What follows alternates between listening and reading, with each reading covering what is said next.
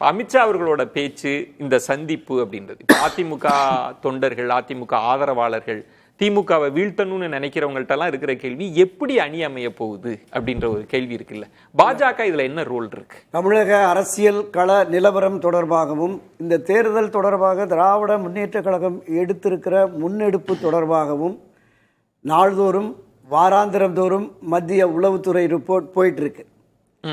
திராவிட முன்னேற்ற கழகத்தை இந்த தேர்தலில் வீழ்த்த வேண்டும் என்று பாரதிய ஜனதா கட்சி ஒற்றைக்காலில் நிற்கிறது, முன்முயற்சியை எடுக்கிறது. பிற மாநிலங்களில் உள்ள கட்சிகளை விடவும் திராவிட முன்னேற்ற கழகம் பாஜகவிற்கும் பிரதமர் நரேந்திர மோடிக்கும் அந்த ஆட்சிக்கும் எதிராக மிக கடுமையான விமர்சனங்களை முன்வைக்கிறார்கள். அதனால் அவர்களை வீழ்த்தியே தீர வேண்டும், அதனால தான் அந்த ஆட்சியிலிருந்து அகற்றுவோம் அப்படிங்கிறத சொல்லியிருக்கார். அப்போ அதற்கான வியூகங்கள் வகுக்க வேண்டும். கள யதார்த்தம் என்ன என்பதை மத்திய உளவுத்துறை மூலமாக திரு அமித்ஷா அவர்கள் அறிந்து வருகிறார். அதனால தான் திரு ஓபிஎஸ் அவர்கள் அழைத்து பேசினார். தென் மாவட்டங்களில் குறைந்தது 8.5% அளவிற்கு திரு ஓபிஎஸ், திருமதி சசிகலா, டிடிவி தினகரனுக்கான ஆதரவு வாக்குகள் இருக்கிறது. கிட்டத்தட்ட 16 நாடாளுமன்ற தொகுதிக்குட்பட்ட 96 தொகுதிகளில் தென் மாவட்டம், டெல்டா மாவட்டங்களில் கணிசமாக இருக்கிறது. திரு செங்கோட்டையன் அவர்கள் விலகியதற்கு பிறகு கொங்கு மண்டலத்திலும் ஒரு லேசான சரிவு, ஒரு 1%, 2% எடுத்துங்க. அப்போ இதை நாம் சரிப்படுத்த வேண்டுமென்றால் நான் பல காலமாக சொல்லி வருகிறேன், இந்த ஒருங்கிணைந்த வலிமை மிக்க அதிமுக தேவை என்பதை அமித்ஷாவும் உணர்ந்திருக்கிறார். இதைத்தான் வலியுறுத்தியிருக்கார் திரு ஓபிஎஸ் அவர்கள். 2021 அமித்ஷா அதை உணர்ந்துட்டாருன்றீங்களா? அமித்ஷா உணர்ந்துட்டாருன்றீங்களா? அதை உணர்த்தி இருக்கிறார். வந்து உணர்ந்தால் அதற்கான வேலை திட்டத்தை இங்கே தமிழகத்தில் தொடங்குற போது நமக்கு தெரியும். திரு ஓபிஎஸ் அவர்களை பொறுத்தளவில் 2001 டிசம்பர்ல அனைத்து இந்த அதிமுகவின் சட்டத்திட்ட விதிகளின்படி முறைப்படி தேர்ந்தெடுக்கப்பட்டிருக்கிறோம் ஒருங்கிணைப்பாளர், இணை ஒருங்கிணைப்பாளர். இந்த நிலைப்பாடு என்பது 2026 டிசம்பர் வரையிலும் இருக்கு. எனவே இந்த நிலைப்பாட்டிற்கு எங்களை கொண்டு வாங்க அப்படிங்கிற மாதிரி அவர் ஆசைப்படலாம். அமித்ஷா கூட உணரலாம். ராம்கி சொன்ன பாயிண்ட்ன்றது இங்க இபிஎஸ் அவங்களை நீங்க தவிர்த்து விட்டு, நீங்க ஒருவேளை அப்படி ஒரு கூட்டணி அமைக்கணும்னா இல்ல ஓபிஎஸ் தவிர்த்து இபிஎஸ் தவிர்த்து விட்டு இல்ல, இபிஎஸ் சொன்னா மட்டும்தானே இதெல்லாம் நடக்கும். அமித்ஷா நினைச்சா நடந்துருமான்னு கேட்கிறேன். திரு இபிஎஸ் அவர்களுக்கும் திராவிட முன்னேற்ற கழகத்தை ஆட்சி அதிகாரத்திலிருந்து அகற்றி அண்ணா திராவிட முன்னேற்ற கழகத்தை ஆட்சிக்கு கொண்டு வர வேண்டும் என்றால் அவர் இந்த நிலைப்பாட்டுக்கு ஒப்புக்கொண்டு தான் ஆகணும். வேற என்ன வெற்றி, என்ன சாத்தியம்? எல்லோரும் பேசுறாங்கல்ல, 7%, 8%, 9% இந்த வேறுபாடுகள், எந்த வாக்குகளை வச்சு அவர் இந்த வெற்றியை அவரால் ஈட்ட முடியும் அப்படிங்கிறது இவங்களெல்லாம் சேர்த்து நிச்சயமா ஒன்றிணைந்த அந்த ஒருங்கிணைப்பு என்பது கூட எல்லாரும் சொல்றாங்க அவருக்கு எந்த பதவி பொறுப்பு வேண்டான்ட்டாரு, அதனால அப்படியே சேர்த்து. அது அல்ல, அவரை இணைக்கின்ற பொழுது அவரோடு பயணிக்கிற அந்த மாநில, மாவட்ட, நகர, ஒன்றிய நிர்வாகிகள் இருக்காங்கல்ல. 1989 ஜே அணி, ஜா அணி எந்த அணுகுமுறையில், எந்த நடைமுறையில் இணைந்ததோ அந்த அடிப்படையில் இணைத்தால்தான் அந்த ஒருங்கிணைப்பு சாத்தியமாகும். களமாடுவதற்கு, திமுகவை எதிர்த்து தீவிரமாக தேர்தல் பிரச்சாரம் மேற்கொள்வதற்கு இவர்களுடைய இந்த ஒருங்கிணைப்பு ஒன்றிணைந்து தான் போகணும் அப்படிங்கிற அந்த கருத்தையும் அவர் முன் வச்சிருக்கிறார். அது ஒன்றுதான் அவருடைய நிலைப்பாடாக இருக்கிறது. திரு அமித்ஷா அவர்களை சந்தித்த அடுத்த நாளும் அன்றைக்கே கூட திரு அண்ணாமலை அவர்கள் சந்திச்சு வந்த உடனே ஐயா சொன்ன மாதிரி கமலாலயத்தில் ஒரு பிரஸ் மீட்டை நடத்துறார், அதிகாரப்பூர்வமாக பிரஸ் மீட்டை நடத்துகிறார். அதுக்கு ஒரு இம்பார்ட்டன்ஸ் நிச்சயமா முக்கியத்துவம் இருக்கு. நீங்க இந்த மாநிலத்தினுடைய செயல் தலைவராகவோ அல்லது தேர்தல் பொறுப்பாளராகவோ கூட அவரை நியமிக்கலாம்ங்கிற மாதிரி அவங்க வட்டாரத்தில், திரு அண்ணாமலை வட்டாரத்தில் உள்ளவர்கள் சொல்றாங்க. அவங்க எதிர்பார்ப்பா இருக்கலாம், ஆசையா இருக்கலாம். நீங்க வியூகம் வகுக்கணும்ல, திராவிட முன்னேற்ற கழகத்தை ஆட்சியை அகற்றுவதற்கு வியூகம் வகுக்கணும்ல. திமுக ஆட்சி கட்சியாக இருக்கிறது. இப்பவே உதவித்தொகை எல்லாருக்கும் கொடுத்துறேன்ட்டாரு. யாரெல்லாம் மனு செய்தார்களோ அந்த பெண்களுக்கு உரிமை தொகை, இப்போ பொங்கல் பரிசு 5000 ரூபாய் குடும்பத்துக்கு ஒரு கார்டுக்கு வருது. இதை தாண்டி துரைக்கண்ணன், நீங்க எல்லாம் மக்கள் மனசுல ஆசையை வளர்த்து விட்டு அதுக்கப்புறம் எல்லாம் எதிர்பார்ப்புக்கு வந்துருவாங்க.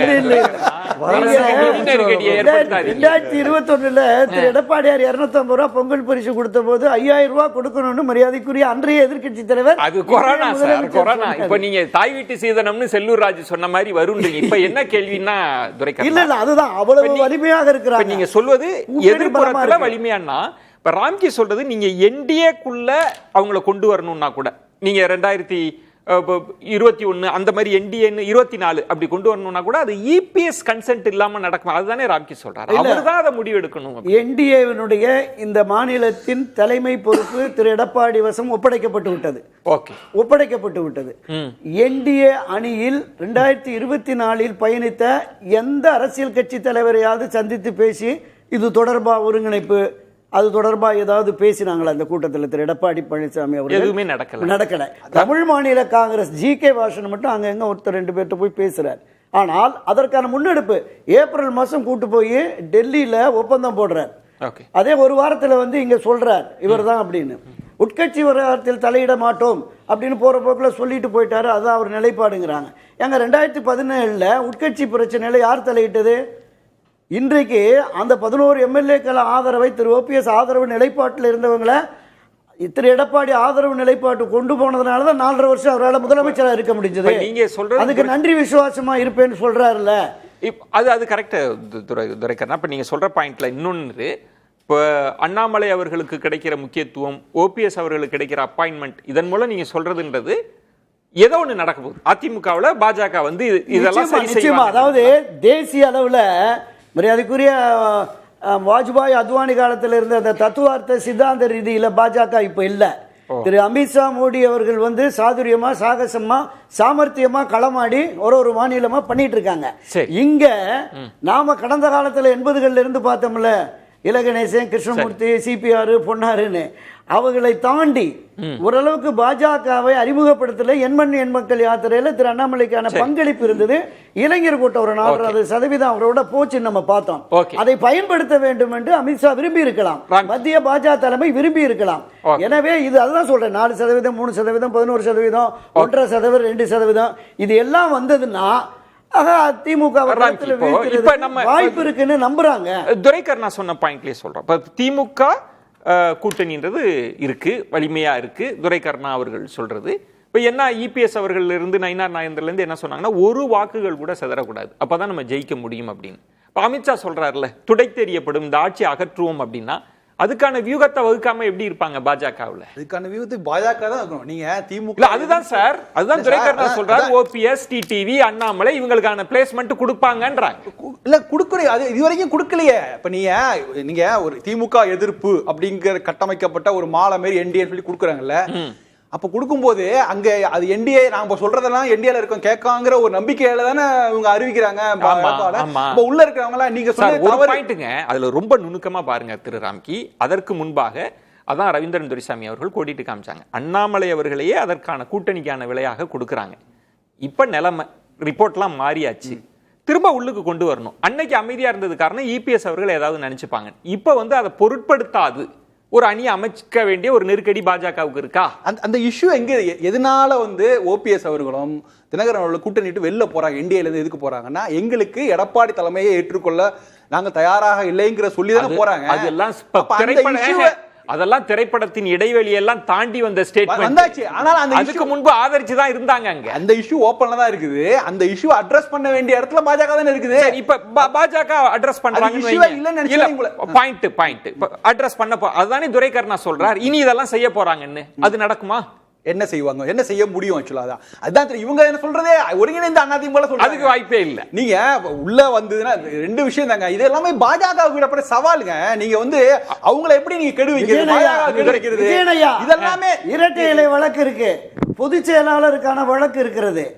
எனவே நெருக்கடி என்பது அரசியல் ரீதியாகவும் சட்ட ரீதியாகவும் வரும். இன்னொன்று, நீங்க ஜனவரிக்குள்ள இதை முடிச்சுட்டு திராவிட முன்னேற்ற கழகத்துக்கு எதிராக என்டிஏ தலைமையில ஒரு கூட்டு போராட்ட குழு, அந்த குழுவை போட்டு தமிழ்நாடு முழுவதும் எல்லா நகரம், ஒன்றியம், தொகுதி வாரியாக போராட்ட திட்டமும் டெல்லியில வகுக்கப்பட்டிருக்கிறது தான் எனக்கு கிடைச்ச தகவல். சிக்கல் என்னன்னா, ராம்கி சொல்ற மாதிரி, அதாவது வந்து பாஜக தான் இந்த கூட்டணி அரேஞ்ச் பண்ணு சொல்றாருல, அப்போ அதிமுக நோவாம நுங்குதுன்னவங்களா? அவங்களுக்கு என்ன ரோல்? இல்ல, ஒரு விஷயத்தை அக்செப்ட் பண்ணி பாஜக ஃபெயில்டுங்க. அவங்க கிட்ட என்டிஏ இருந்தது, இல்ல என்டிஏ தான் இல்ல. அதிமுக எதுமே பண்ணாதா? அதிமுக பண்ணோம். இது என்ன இதுவரைக்கும் பண்ணல 6 மாசம். நீங்க என்ன பண்றதுக்கு என்ன இருக்கு சொல்லுங்க? பண்றதுக்கு என்ன இருக்கு? தினகரனையும் ஓபிஎஸ் உங்களால கொன்ற முடியுமா? ஓபிஎஸ் நால கொன்ற முடியுமா? இபிஎஸ் நால கொன்ற முடியுமா? கொன்ற முடியாது. அண்ணாமலையும் தினகரனும் ஓபிஎஸும் நேர இபிஎஸ்க்கு எதிராக இருக்கும்போது இந்த கூட்டணியோட சிக்கல் என்ன தெரியுமா சார்? ரொம்ப தெளிவா சொல்றேன். நீங்க வந்து அதிமுகல ஓபிஎஸ் கொண்டு இணைக்கிறது, தினகரனை கொண்டு என்டிஏல இணைக்கிறது, எடப்பாடிக்கு எதிராக இருக்கிற அண்ணாமலையை அவருக்கு ஆதரவா பிரச்சாரம் பண்ண வைக்கிறது, இந்த மாதிரியான கான்ட்ரடிக்ஷன்ஸ் இருக்கு இல்லையா? இதோட இந்த கூட்டணி பயணிக்குது. ஆக்சுவலா இது நடக்காத சில விஷயங்கள் இதுல உள்ள இருக்கு. ஒரே ஒரு அப்பாயின்மெண்ட் சொல்லிடுறேன். பிரியன் சார் தான் சொன்னது என்னன்னா, எடப்பாடி அவர்களால் கூட்டணி அமைக்க முடியவில்லை. ஆமா, அமைக்க முடியலை, பாஜக தான் எல்லா நகர்வுகளும் செய்கிறது அப்படின்னு 6 மாதங்களா பல விவாதங்கள் சொல்லியிருக்காரு. 6 மாதங்களா பாஜக நகர்வுகள் ஒரு நகர்வுகளும் ஒன்னும் எஃபெக்ட் இல்ல. இது சார் அதுல ராம்கி அந்த இடத்துல துரைக்கர்ணா சொன்ன பாயிண்ட்ன்றது ரவீந்திரன் துரைசாமி அவர்களும் கோடிட்டு காண்பித்த மாதிரி இபிஎஸ் அவர்களுக்காக அமைதியாக இருந்திருக்கலாம். இனி வெற்றி பிரதானம்னா இபிஎஸ் அவர்கள் வருத்தப்படுவாங்களேன்றதுக்காக நாங்க அமைதியா இருக்க முடியாது, ஸ்ட்ராட்டஜியா வகுக்கணும்ன்றது தானே துரைக்கர்ணா சொல்றாங்க. என்டிஏங்கிற வார்த்தையை அன்னைக்கு அதிமுக கூட்டணி அனௌன்ஸ் பண்ற அன்னைக்கு என்டிஏங்கிற வார்த்தையை சொல்லியிருக்க வேணாம். அதிமுக பாஜக கூட்டணி ரவீந்திரன் துரைசாமி சுருக்கமா சொல்றாங்க. காலகாலமாக இங்க திராவிட கட்சிகள் தலைமையில தான் கூட்டணி இருக்கும். ஒன்று திமுக தலைமையில அல்லது அதிமுக தலைமையில. இப்ப என்டிஏ தலைமையில கொண்டு வந்து என்டிஏ கூட்டணி ஆட்சினோ சொல்லிட்டாங்க. சரி, நம்ம என்ன நிலைப்பாடை எடப்பாடி எடுக்க போகிறார்? மிஸ்ட்ரஸ்ட் வந்து எடப்பாடிக்கும் பாஜக தலைமைக்கும் இருக்குது. 24 மோடிக்கு செய்ததை 29 மோடிக்கு எடப்பாடி செய்ய வாய்ப்பு இருக்கு. அதுல அலர்ட்டா இருக்கிறதுக்கு தான் அண்ணாமலையை பயன்படுத்துறாங்க.